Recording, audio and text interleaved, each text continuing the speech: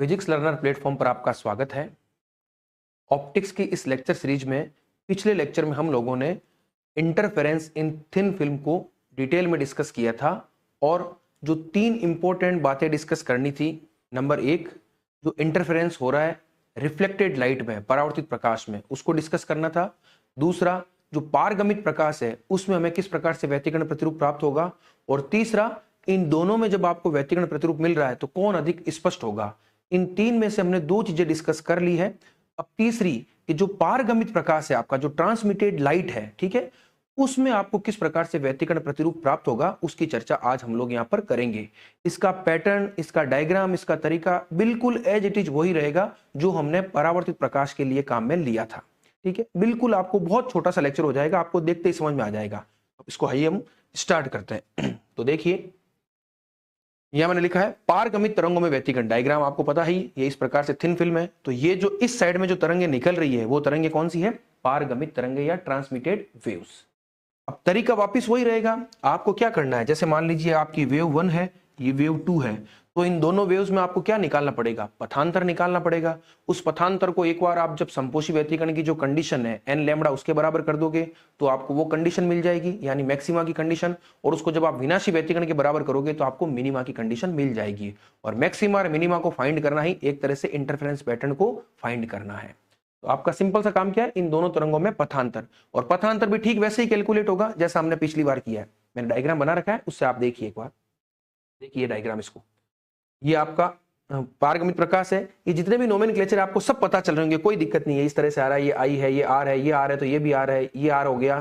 फिर ये अगर आर है तो ये आर, ये आर, ठीक है। ये इस हिसाब से देखिए, ये आई है तो ये भी आई ही होगा। तो ये सारे नोमेनक्लेचर आपको पता चल गए हैं। हमारा काम सिर्फ इतना है कि तरंग 1 और 2 में पथांतर को आपको लिखना है। तो यहां मैं लिख देता हूं पारगमित तरंग 1 व 2 में पथांतर।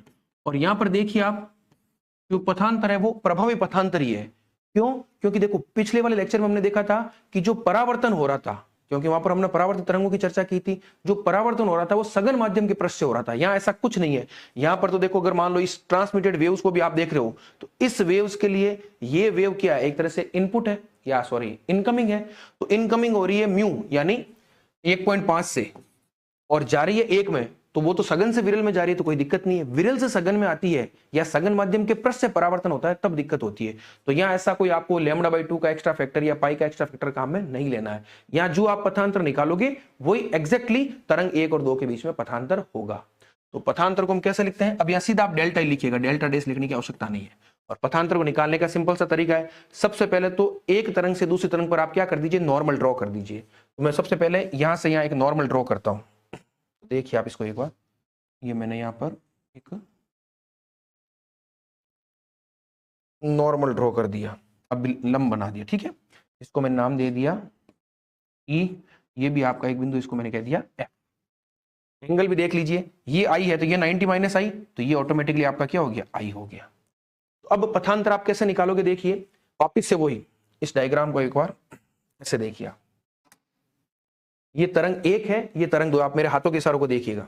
ये पहले एक ही तरंग आ रही है, देखो ये। अब ये इसका एक भाग तो ऐसे जाकर के ऐसे जा रहा है यूं, और इसका एक भाग यूं जा रहा है। लेकिन ये जो 2 पॉइंट है अभी लंब के बाद वाले, इनके बाद तो ये तरंग एक साथ चल रही है, तो एक्स्ट्रा पाथ क्या हो गया इस तरंग के लिए? तो ये इस पॉइंट को और इस पॉइंट को देखें तब क्या होगा कि ये जो पहली तरंग है वो तो इतना एक्स्ट्रा चली है, और जो दूसरी तरंग है वो इतना एक्स्ट्रा चली है। तो जब मान लीजिए दूसरी तरंग ऐसे चल के यहां तक पहुंची है, तब तक पहली तरंग भी तो इतना चल चुकी है। इस पॉइंट के बाद दोनों बराबर है। तो हमारा वही तरीका है कि ये दोनों जुड़ जाएंगे और ये माइनस हो जाएगा। क्यों? ये दोनों तो आप इसलिए जोड़ रहे हो क्योंकि एक्स्ट्रा चला है, लेकिन जब तक ये एक्स्ट्रा चली है तब तक ये भी तो इतना एक्स्ट्रा चल चुकी है, तो उसको हमें माइनस करना पड़ेगा। बहुत सिंपल सी चीज है। तो मैं यहां लिख सकता हूं, देखो आप एक बार, क्योंकि ये माध्यम में चल रही है, इसकी मोटाई आपको पता ही है कितनी है, टी है, ये तो सिंपल सी बात है। तो देखो इसको मैं ऐसे लिखूंगा, म्यू, ये डिस्टेंस है बीसी प्लस सी डी, तो ये लीजिए बीसी प्लस सी डी, और माइनस बीई, माइनस बीई। तो ये है आपका तरंग 1 और 2 के बीच में पथांतर। क्लियर कट है? अब सिंपल सी बात है, वही जैसे आपने वहां 3 ट्राइंगल काम में ली थी, यहां पर भी आपको 3 ट्राइंगल काम में लेने। कौन कौन से? एक तो ये वाला, एक ये वाला और एक ये वाला। इन तीनों ट्राइंगल की सहायता से आप इनके मान निकालोगे और डेल्टा का मान निकल करके आ जाएगा। मैं फटाफट से उन तीनों ही मानों को यहां पर एक बार लिख देता हूं, उसको आप सीधा सीधा नोट कर लीजिए। मैं पूरा लिख करके नहीं बताऊंगा, मैं पूरा लिखा हुआ है मेरे पास, उसको आप नोट कर लीजिए, मैं समझा देता हूं ताकि हमारा टाइम बच जाए। तो ये देख लीजिए, जितने भी आपके वैल्यूज थी वो मैंने सारी निकाल के रख दी। आप आराम से इसको देख के नोट कर लीजिएगा। सेम वो का वो है। मैं एक बार बता देता हूँ, एक बार हमने ये वाला ट्राइंगल लिया है BCF वाला, तो आपको सब पता है कौन सा परपेंडिकुलर है, कौन बेस है, कौन हाइपोटेनिस है और कैसे कैसे आपको निकालना है। बिल्कुल सेम वो वो वैल्यू आ रही है जो हमारे पिछले लेक्चर में आई थी। तो आप इसको नोट डाउन कर लीजिए, कोई दिक्कत नहीं है, ठीक है ना, क्योंकि पूरा मैं लिखता तो हमारा बेवजह लेक्चर लेंथी हो जाता। क्लियर है? आप इसको आराम से स्क्रीनशॉट लेकर के, या स्क्रीनशॉट इन द सेंस आप इसको वीडियो को पॉज करके भी नोट कर सकते हैं। लेकिन ध्यान रखना, पहले खुद से सारा कीजिएगा। ये मैं आपको इसलिए बता रहा हूं, ये मैंने बाद में लिखा है। पहले जैसे डायग्राम बनाया, आप पहले निकालिए सब मान और फिर चेक कर लीजिए क्या आ रहा है। क्लियर है? अब हम ये सारी वैल्यू यहां पुट करते हैं। तो देखिए इसको हम आगे चलते हैं एक बार। जैसे आपने डेल्टा लिखा है, वो लिखा है mu BC plus CD minus BE। तो इन सब के मान हमारे पास है, क्या क्या है देखो। म्यू BC का मान है आपका T sec R, इसका भी मान है T sec R और इसका मान है 2T tan R sin I। Same वो का वो है पिछले वाला, कोई अंतर नहीं है। तो ये देखिए 2 म्यू T, इसको मैं लिख देता हूं cos R minus 2T tan R हो जाएगा आपका sin R upon cos R, और ये है आपका sin I। तो आपको पता है स्नेल का नियम कहता है sin I upon sin R वो किसके बराबर होता है? म्यू के बराबर। आप वापिस यहां लिख दीजिए फ्रॉम स्नेल्स लॉ। क्या कहता है Snell's law? Sine I upon sine R is equal to mu. तो ये पूरा आपका फैक्टर क्या हो जाएगा? ये फैक्टर हो जाएगा आपका म्यू। तो ये 2 mu T cos R common, तो यहां से देखो 2 mu T upon cos R common, अंदर हो गया 1 माइनस ये साइन स्क्वायर R, और साइन स्क्वायर R हो जाएगा cos स्क्वायर R, एक cos कट जाएगा, तो ये फाइनली आपका आ गया 2 म्यू टी cos R। ये इंपॉर्टेंट पथांतर है किसके बीच में? परावर्तित पारगमित तरंग 1 और 2 के बीच में। वहां पर भी ठीक ऐसा ही आया था, लेकिन वहां पर हमने बाद में λ/2 का एक्स्ट्रा फैक्टर इन्वॉल्व किया था, क्योंकि स्टोक्स का नियम वहां अप्लाई हो रहा था, क्योंकि सघन माध्यम के पृष्ठ से परावर्तन हो रहा था। तो ये निकल गया। बस अब आपका काम बहुत आसान है। अब एक बार इसको संपोषी व्यतिकरण की शर्त के लिए और एक बार विनाशी व्यतिकरण की शर्त के लिए इसको अप्लाई कर देते हैं और हम प्रतिरूप को प्राप्त कर लेते हैं। चलिए आगे बढ़ते हैं। अगला आप लिखिए समपोषी व्यतिकरण। तो समपोषी व्यतिकरण में क्या होता है आप जानते हो, जो डेल्टा होता है वो किसके बराबर होता है? n लैम्बडा के बराबर होता है। तो आपके पास डेल्टा आपने निकाला, क्या निकाला है? 2 म्यू टी cos R, तो ये किसके बराबर हो गया? n लैम्बडा के बराबर हो गया। तो ये कंडीशन किसके लिए आ गई? आपके समपोषी व्यतिकरण के लिए आ गई। ठीक उसी प्रकार अगर कंडीशन में विनाशी व्यतिकरण के लिए निकालना चाहूं तो वो क्या हो जाएगी? विनाशी व्यतिकरण। विनाशी व्यतिकरण के लिए कंडीशन देखो क्या हो जाएगी? वो हो जाएगी delta is equal to n plus half lambda. ये हम जानते हैं, तो यहां से हो जाएगी 2 mu T cos lambda is equal to n plus half lambda. तो ये कंडीशन आ गई आपके विनाशी व्यतिकरण के लिए। तो ये हमारा हो गया पारगमित तरंगों में व्यतिकरण प्रतिरूप। अब यहां पर एक इंपॉर्टेंट चीज आपसे पूछी जाती है। देखो क्वेश्चन किस तरह से बनते हैं, आप ध्यान से सुनिएगा। एक क्वेश्चन तो मैंने आपको बता दिया था इनिशियल में ही कि अगर आपसे ऐसा पूछ लिया जाए कि सिद्ध कीजिए कि पतली फिल्म से जो व्यतिकरण प्रतिरूप आपको प्राप्त हो रहा है, यानी एक तो परावर्तित प्रकाश में और एक पारगमित प्रकाश में, तो दोनों में से कौन ज्यादा स्पष्ट होगा। एक क्वेश्चन तो इस तरह से पूछा जा सकता है। एक क्वेश्चन यहां पर यह भी पूछा जाता है कि सिद्ध कीजिए कि पतली फिल्म से परावर्तित प्रकाश तथा पारगमित प्रकाश से प्राप्त व्यतिकरण प्रतिरूप परस्पर एक दूसरे के पूरक होते हैं, यानी कॉम्प्लीमेंट्री टू ईच अदर होते हैं। इसको अब आप समझिएगा क्या है कॉम्प्लीमेंट्री का मतलब। क्या हो गया कि अभी मैं आपको लिख करके दिखाऊंगा। आपने देखो परावर्तित प्रकाश के लिए भी संपोषी विनाशी की शर्तें लिखी है और पारगमित के लिए भी अभी हमने लिख दी है। आप जब इन कंडीशंस को देखोगे तब आपको एक चीज नजर आएगी कि परावर्तित प्रकाश में जो कंडीशन संपोषी के लिए मिल रही है, ठीक वो कि वो कंडीशन पारगमित प्रकाश में आपको विनाशी के लिए मिल रही है, और जो कंडीशन परावर्तित प्रकाश में विनाशी के लिए मिल रही है वो कि वो कंडीशन आपको पारगमित प्रकाश में संपोषी के लिए मिल रही है। तो एक तरह से क्या हो गया, एक दूसरे के पूरक हो गए, कॉम्प्लीमेंट्री हो गए। अभी मैं लिख के दिखाऊंगा आपको। तो क्वेश्चन ये पूछा जाता है एग्जाम में, सिद्ध कीजिए कि वो एक दूसरे के पूरक होते हैं। तो क्वेश्चन भी मैं यहाँ लिख देता हूं और कैसा है वो भी मैं आपको बता देता हूं, तो उसको भी आप एक बार नोट डाउन कर लीजिए।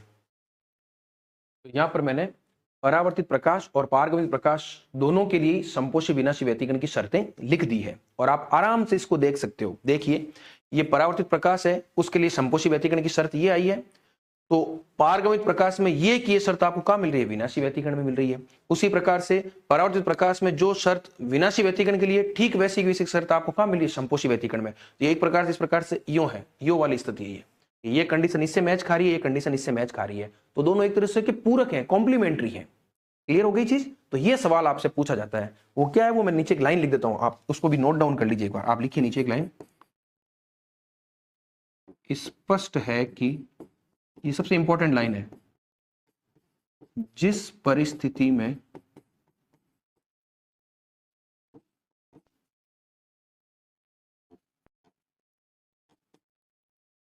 परावर्तित प्रकाश में संपोषी व्यतिकरण प्राप्त हो रहा है,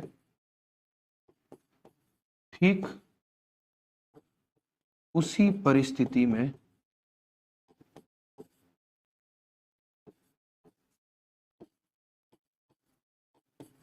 पारगमित प्रकाश में विनाशी व्यतिकरण प्राप्त हो रहा है। तो इसका निष्कर्ष क्या है, ये तो अपने संपोषी के लिखा, इसका विलोमत यानी वाइस वर्सा, यानी जिस परिस्थिति में यहाँ विनाशी होगा तो वहां संपोषी हो जाएगा। तो आप लिख सकते हो तथा इसका विलोमत मतलब होता है वाइस वर्सा, विलोमत भी सत्य है। तो ये तो आपने यहां से निष्कर्ष लिख लिया। ये जो स्टेटमेंट लिखा इसका मतलब क्या है, इसका मतलब ये है कि दोनों ही जो परिस्थिति में प्राप्त व्यतिकरण प्रतिरूप है वो एक दूसरे के पूरक है। वो जो लास्ट लाइन है वो आपको एक बार लिखनी पड़ेगी, यहाँ पर एग्जाम में वही लाइन आपसे पूछी जाती है, उसको आप एक बार यहाँ पर नोट कर लीजिएगा। एक सेकेंड,